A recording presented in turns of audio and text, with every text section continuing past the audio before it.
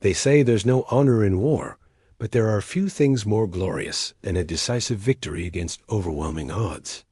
What makes it even better is when that victory ends a long and frustrating campaign, especially if it forces your enemy to retreat into their own territory. Nothing says, "I win," like that. And yet, despite this obvious advantage, it's actually surprisingly common for great powers to lose when fighting in harsh terrain. In fact, it's almost a cliché at this point. It happened to Napoleon in Russia, Hitler in the Soviet Union, and most recently, the Americans in Afghanistan. But why? Why do great powers always lose in harsh environments? And how do smaller nations fighting defensively manage to make it happen? To answer these questions, let's take a look at a few of the biggest offenders, starting with what is perhaps the most famous example of all, Hannibal Barca and the Battle of the Trebia. Hannibal is a legendary Carthaginian general who in the 3rd century BC invaded Italy from the north in an attempt to force Rome to surrender. After crossing the Alps, he achieved 2 decisive victories, one at the Trebia River in 218 BC and another at the Lake Trasimene in 217 BC. Both battles were fought during the winter, and both completely caught the Romans off guard, catching multiple Roman legions unprepared and resulting in some serious defeats for Rome. In fact, if not for bad weather, Hannibal might have taken Rome in a single season. Why did the Romans lose so badly? Well, in short, because they weren't ready for winter warfare. Unlike the Carthaginians, Rome was not used to fighting in mountainous, cold terrain. And as a result, many of their soldiers froze or became otherwise ill, which lowered morale and made them much easier to defeat. This was particularly true of the cavalry, whose horses also suffered from the cold.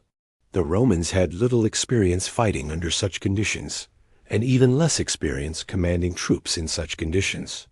As a result, many commanders acted indecisively, which allowed Hannibal's men to gain the upper hand. And by the time the Romans got their act together, it was too late. Hannibal was already on the march for his next victory. Next up, let's go from the hot sands of North Africa to the frozen wastes of Eastern Europe. That's right, it's time for everyone's favorite World War II story. Of all of Germany's disastrous campaigns, few were more humiliating than their 1942 invasion of the Soviet Union. Caught off guard by the sudden attack, the Soviets fell back and launched a series of increasingly effective counteroffensives, culminating in the Battle of Stalingrad in 1942-43. In December of 1942, after 4 months of urban warfare, the Germans finally agreed to a ceasefire. They had failed to capture the city and were in no shape to continue the fight. But here's where things get interesting. The German leadership, including Adolf Hitler himself, believed that they had won the battle. According to them, the Soviets had simply run out of resources and were begging for mercy. So why then did the Germans lose the battle? Well, it all comes down to supplies. See, before the ceasefire, the Germans destroyed most of their supply depots rather than risk them falling into Soviet hands. And while this wasn't technically a mistake, it only became apparent after the fact that they had bitten off more than they could chew. While the Germans had a lot of supplies with them at the start of the battle, the Soviets steadily cut them off until they had none left. With no way to replenish their supplies, the Germans had to surrender. Okay, so we've established that fighting in unfamiliar environments is tough, but what about when the local environment is downright hellish? To answer that question, we need look no further than Vietnam. For over a decade, the United States military fought to contain the spread of communism in Vietnam, but with little success. By the end of 1968, the U.S. was bogged down in the Cambodian jungle and suffering heavy casualties for virtually nothing, so they came up with a plan.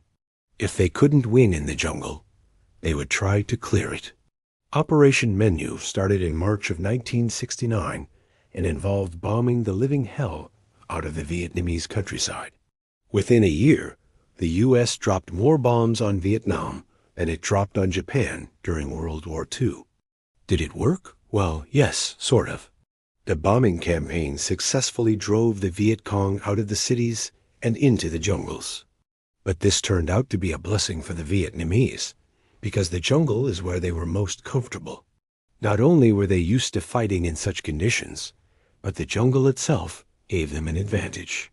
See, jungles are notoriously hard to navigate. Thick foliage blocks light from the forest floor, meaning it's perpetually dark and difficult to see. And the dense vegetation makes it easy to hide and set up ambushes. This is why the Vietnamese were able to inflict so many casualties on the Americans. The jungle itself was on their side. So if you want to win a war in a jungle, you have to become one with the jungle. And no one knew this better than the British in Malaysia. During World War II, the British were fighting a desperate defensive war against the Japanese. With the Allies rapidly losing ground, British commanders desperately tried to slow down the Japanese advance through the Malayan jungle. At first, it seemed like the Japanese would steamroll the British. The Japanese were better trained, better equipped, and simply had more men. But slowly, things began to change. That's because the British began adopting jungle warfare tactics taught to them by local tribesmen. They learned to camouflage themselves, ambush their enemies, and survive off the land. Suddenly, the jungle went from being a liability to an asset. The Japanese, who had not adapted to the environment, were losing experienced soldiers in large numbers. Before long, the tide had completely turned, and the British were inflicting terrible losses on the Japanese. In fact, the British even managed to push the Japanese all the way back to Singapore. In the end, the Japanese lost the Battle of Malaya, in part because they didn't understand the terrain they were fighting in. But terrain isn't always the deciding factor in wars. Sometimes the real problem is the people. Take, for example, the Russian campaign of Napoleon Bonaparte. When Napoleon decided to invade Russia in 1812, he was at the peak of his power, leading an army of over 600,000 men across much of Europe.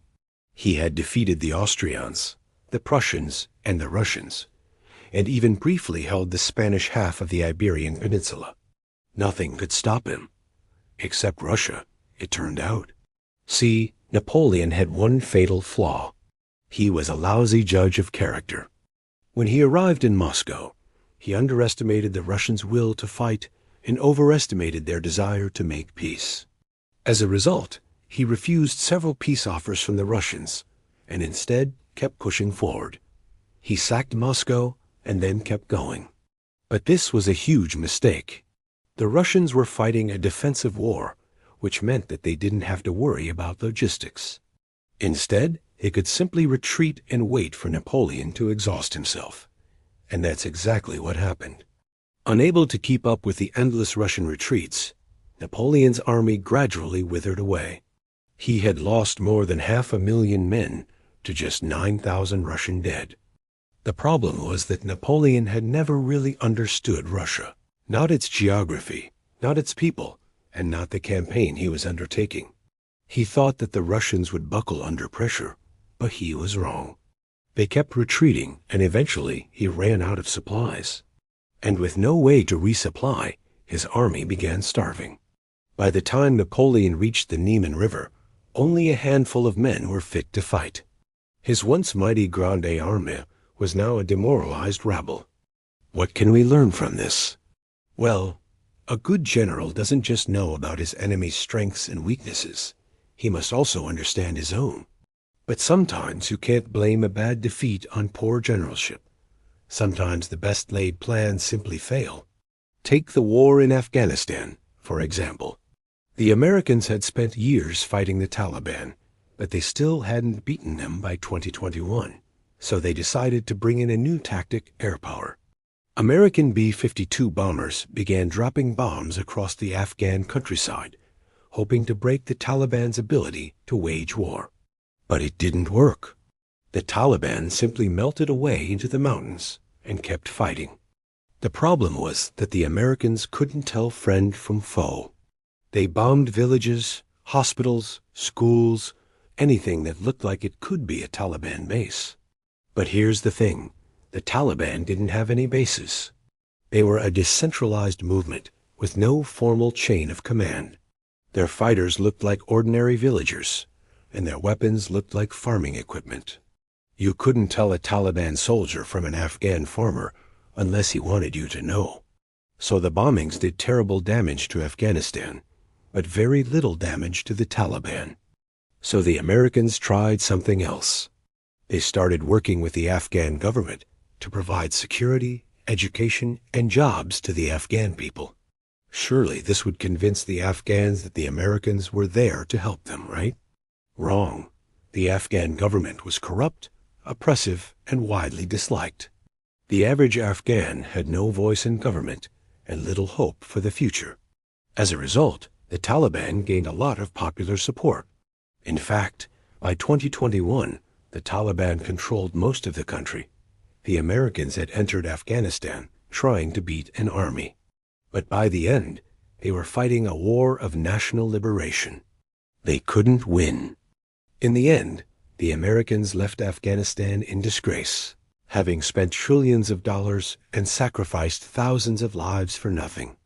So why do great powers always lose in Afghanistan? Well, partly because they overestimate their capabilities and underestimate their enemy. But I think there's another reason as well. When a great power fights in a foreign country, it becomes easy to forget that there are people on the other side. Sure, you can tell that they're organized because they have a military and everything. But when you're so much more powerful than them, it's easy to see them as less than human. In fact, it's easy to forget that they're human at all. That is, after all, what makes them such an easy target. It's me. Thanks for watching till the end, and I'll see you next time.